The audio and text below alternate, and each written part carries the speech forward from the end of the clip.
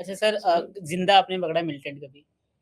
300 300 militant पकड़े? 300 militants alive.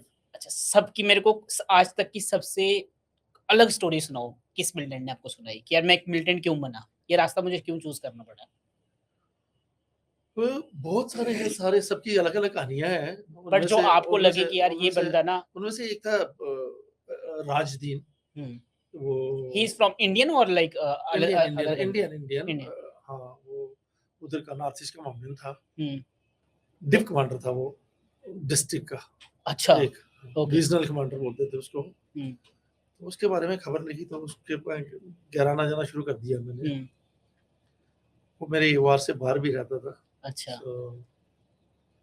जब उससे कई बार बातचीत उसके पेरेंट्स से हुई तो फिर पेरेंट्स का फादर तो नहीं था, उसका मदर थी। तो एक दिन बुलाया उसने, मेरे पास सरेंडर कर लिया। और सरेंडर करके उसने मेरे को बहुत तगड़ी तगड़ी इन्फॉर्मेशन दी, बहुत अच्छी अच्छी इन्फॉर्मेशन दी मिलिटेंट्स के बारे में कि आज किधर से किधर मूव कर रहे होंगे, कहाँ एम्बुश लगाना चाहिए, क्या क्या है। वेपन बहुत सारे रिकवर करवाए उसने। अच्छा। सो उसने बताया था वो सिर्फ मिलिटेंट इसलिए बना था कि गन मीन्स पावर। और मैं बिल्कुल स्टाइल से घूमना चाहता हूँ और मेरे से मेरी दहशत, लोग मेरे से डरे और कोई भी मेरी बात माने। उसको यही बचपन में मतलब है कि 2-4 लोगों ने, आस पड़ोस वालों ने, किसी ने पीट दिया होगा, कुछ कर दिया होगा। तो मैं उनको उनमें से एक को उसने ठोका भी बाद में, अबू गुंडा। ठीक है। सो उसका यही था कि मेरे हाथ में गन है तो फिर मैं ही हूँ जो हूँ, इसलिए मेरे को मिलिटेंट बनना है। तो घर वालों की कोई राजी खुशी से नहीं बना था वो। घर वालों को पता भी नहीं था। जब मैंने उनको बताया तब उनको पता लगा कि हमारा बेटा वो है। ही इज बड़ी। लेकिन उसने, वो अभी भी है, जिंदा है। अच्छा अच्छा। तो ही turn asset to Assam Rifles, to me.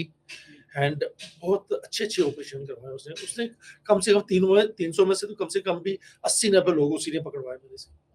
Sir, आपके बारे में ये भी बोला जाता था कि आपसे ना सारे मिलिटेंट बहुत खौफ खाते थे कि कर्नल साहब या मतलब इन ऑफिसर की ड्यूटी इधर है तो अब नहीं बच सकते, अब मरना ही मरना है, ये पकड़ लेंगे, उड़ा देंगे। ऐसा तो नहीं मैं मानता, लेकिन ये था कि मेरी कंपनी की बहुत दहशत थी वहां पे, क्योंकि इतने सक्सेसफुल ऑपरेशन हम कर चुके थे।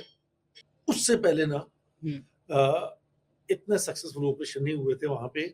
और पूरे मतलब कि नॉर्थ ईस्ट की मिलिटेंसी के डायनामिक्स हमने चेंज कर दिए थे। अच्छा, इट वाज लाइक दैट।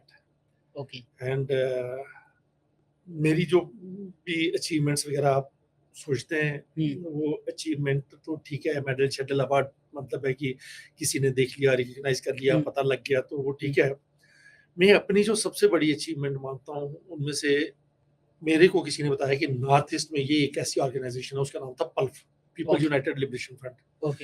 ये एक ऐसी ऑर्गेनाइजेशन है नॉर्थ ईस्ट की जिसके कश्मीर की तरह सीधे ISI से लिंक है। अच्छा। और मेरे कमांडर ने मेरे को बोला कि ये तेरे एरिया में ज्यादा है वो। तो मैंने उस पूरी ऑर्गेनाइजेशन को खत्म कर दिया। पूरी आने से पहले मैं सबको खत्म करके आया था और उसके बाद आज तक उनका वापस नाम नहीं सुना है। चेंज नेम, ये वो, पीपल यूनाइटेड लिबरेशन फ्रंट। उसके बाद उनका नाम आज तक मैंने दोबारा नहीं सुना है कि वो हैं उस एरिया में। नहीं, खत्म हो गए मतलब है। लास्ट में वी हैव, मैं और मेरी यूनिट ने। दूसरी बड़ी अचीवमेंट जो है मेरी वो ये है कि टचवुड आज तक मैंने इतने ऑपरेशंस में कभी अपना साथी नहीं खोया है। मैं वो बता रहा था ना, इसलिए आप सबसे ज्यादा डेकोरेटेड ऑफिसर और डिसिप्लिन्ड है। पता नहीं, ये इट इज गॉड्स ग्रेस कि आज तक कभी जरूरत नहीं पड़ी किसी के घर फोन करके ये बताने की कि आपका बेटा मेरे साथ काम करते हुए अभी नहीं रहा।